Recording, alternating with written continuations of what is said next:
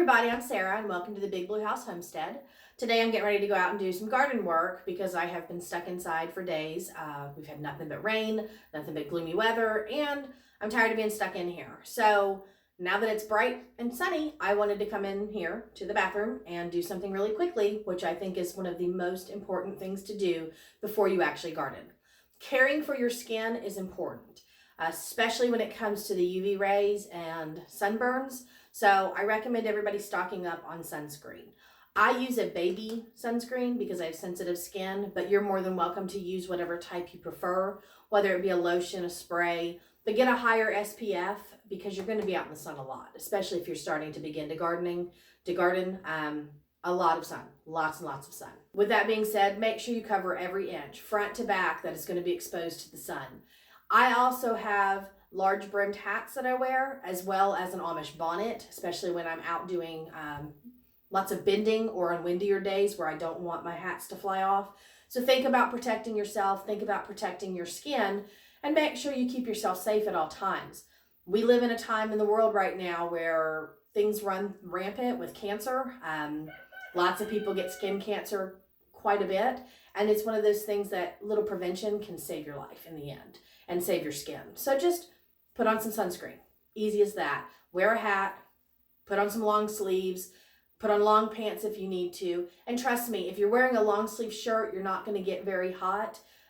You might get a little warmer when you're doing a lot of rougher work, but your body is going to thank you and you're going to stay a little bit cooler because your skin's not completely being seared by the hot sun. So wearing a long sleeve really does help.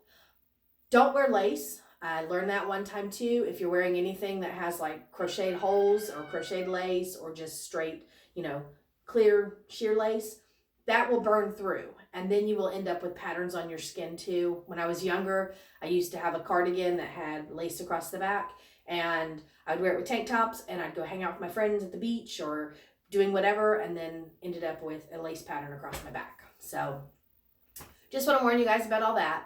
Let's go ahead and head out and we'll talk about what I'm doing, because today I need to finish up planting all of my peas and I want to get my potatoes in the ground as well. Actually, I don't put them in the ground. I want to show you that. But I want to plant my potatoes, and then I have a bed that I need to fill up. We've been correcting some of the beds up front that were sagging and falling apart. And so I have a lot that I can get done. All right, so I'm actually in my mud room. It's the back part of the house.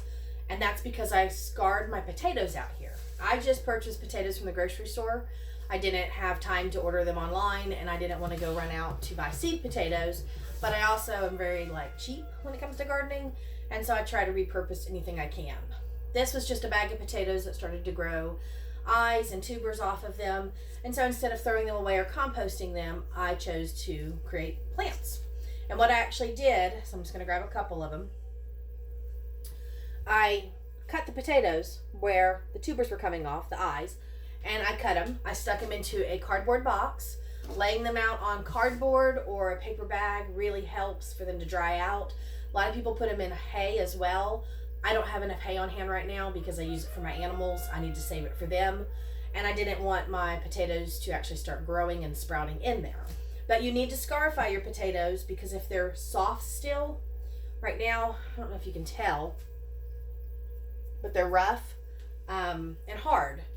If you put them in when they're soft into the ground, they will actually just rot. Unfortunately, you do get some that do have bad spots and will rot. And those I'm not going to try to plant because it's possibly just going to rot and not grow. But I do have, I think, 25 in here, minus the one.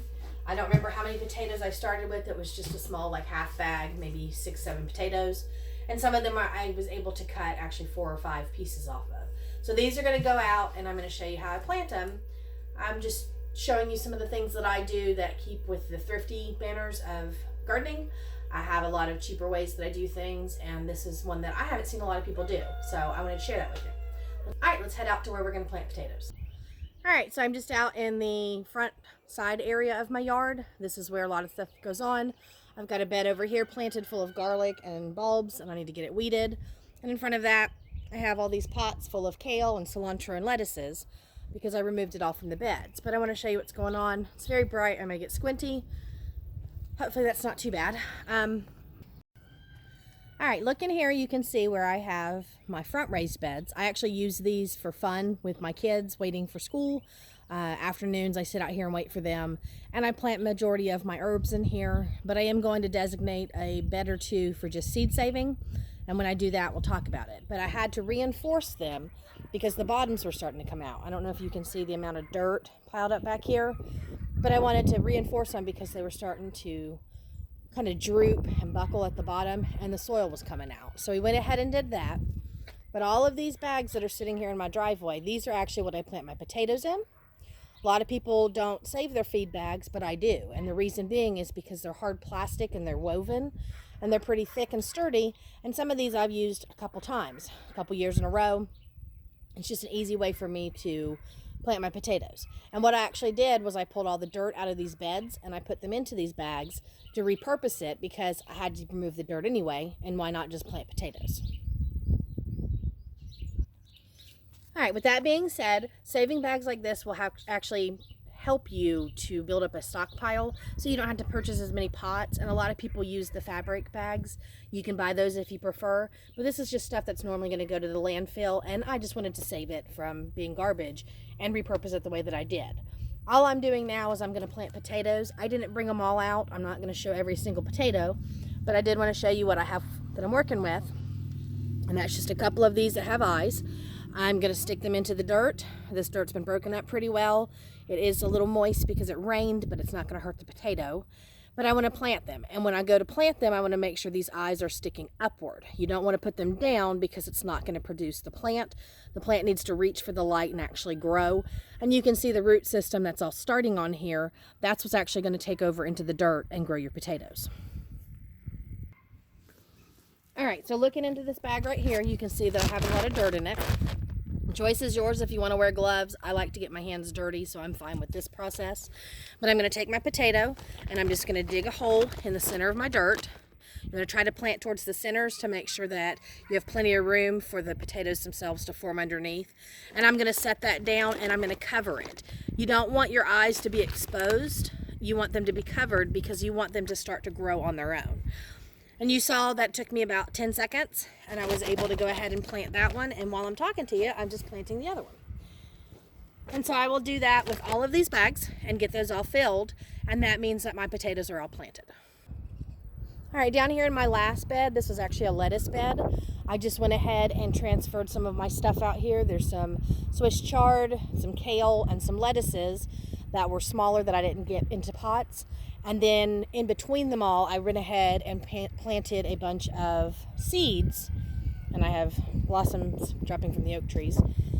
But I went ahead and planted seeds in between of lettuce because by the time these start to grow and I need to remove them, I'll have more lettuces coming in. And that's the reason why this whole end is completely bare. I have all of the seeds in this only. I didn't have enough plants and I didn't want to put all of my kales and chards up here. I just wanted to do some. All right, so I'm actually sitting at the table real quick because I wanted to show you how I prepare to get ready.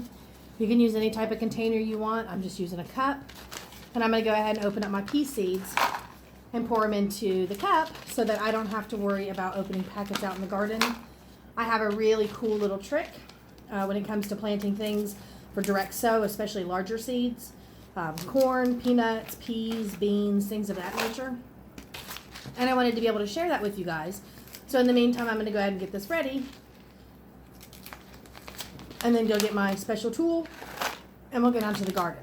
But that's all it is a cup full of peas. Okay, so I went ahead and I got dirt spread into both the rows. I filled this row over here already with the peas, but I want to show you how I plant my peas because I use a little bit of an unusual method. I spent a lot of time already hauling dirt and backbreaking work, and I don't want to hurt myself any worse. So instead of bending and planting everything, I use a PVC pipe. Very simple. All right, I like to get a pole that's probably as tall as me, and the reason being is because then I have no reason to bend. And all I do is angle it and drop the seed in the end. I'm gonna set up and show you exactly what I do so you can see how I plant peas and maybe it's something that's useful. I know a lot of people that have back issues or are elderly, possibly pregnant, people that want to garden this year, they don't want to hurt themselves. They don't want to put themselves at risk. And so this is a really good trick to prevent yourself from getting hurt. Okay, so what I actually do is I take my cultivator tool, any tool will work, even a stick would work, and I use the round handle and I walk down the line and poke a hole wherever I'm going to put that pea.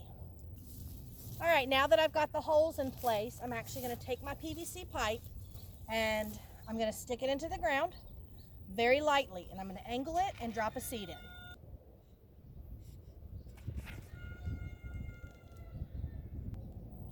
I've planted 8 seeds now, and you can see how quickly this works, and I'm not even touching my knees to the ground or bending my back.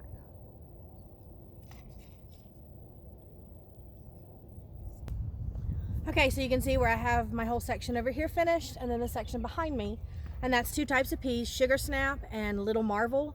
I do have another type, but it says it's a bush pea variety, and I'm not sure about that. It recommends trellising anyway, so I'm assuming that means that it's just going to have to go on trellising, and I didn't set up another row. So I'll get that done and I'll get those planted. But I just wanted to share my little tip. All I did afterwards through each hole is I went through with my cultivator and kind of rubbed the dirt back and forth, pressed down a little bit, and put all those seeds into the ground. You can do it with a hoe, you can do it with your foot. Just be careful. You don't want to compact the dirt too much, because the looser the dirt, the quicker the seeds are going to expose themselves to all the sunlight, and they'll grow quicker. When you use a PVC pipe, I just want to warn you that you can clog the bottom. A lot of times if you're pushing it too hard into the dirt, you'll get dirt stuck in the bottom. So take it away, kick it with your shoe, just watch every seed you put down and make sure you see it drop through. If it's not, then you obviously have a clog and you'll need to clean that out. I use my PVC pipe for beans, corn, peas, anything that's a larger seed. You could use it for smaller seeds as well. They're just harder to see. So I would recommend only doing large seeds. And it's a little more easy than just walking and sprinkling a ton. It gives you a little more control over where you're actually putting everything. Now I planted my peas about 2 inches apart, sometimes 1.5 inches. Peas do really well, and especially if they're crowded, from my experience. Packaging does say to do about 2 inches, and it does say to do them no thinning, just to make sure that they touch and they find that hug. That's what I call it, their hug. When they hug, they love each other more and they grow better and they produce more peas. If you're looking to do peas this year, just pick a type that you would like to try. Any type works. Sugar Snap peas are just straight edible. You don't have to shell them. These Little Marvel peas are shelling peas, so when they're ripe and mature, I have to open each one up and remove the peas from them.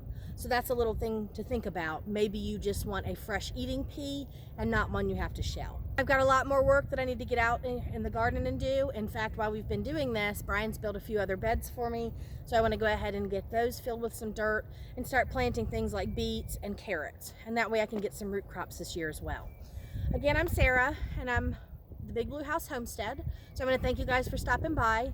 And if you like what you see, hit the subscribe button or give me a thumbs up and comment down below. I'm more than willing to answer any questions you have or respond to any comments you might have.